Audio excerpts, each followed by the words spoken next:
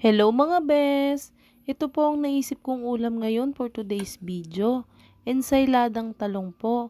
Pinaghalo-halo ko po dito yung kamatis, sibuyas, siling green at siling pula. Nilagyan din po ito ng paminta, asin at suka para sa pangpalasa.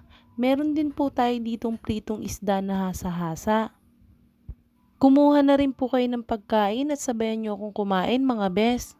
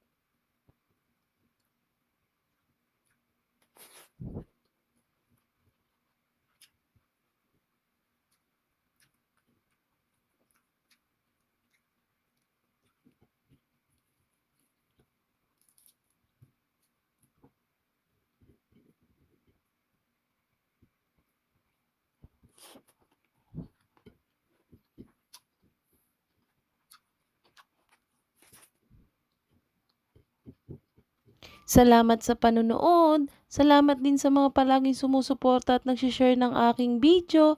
God bless po sa inyo.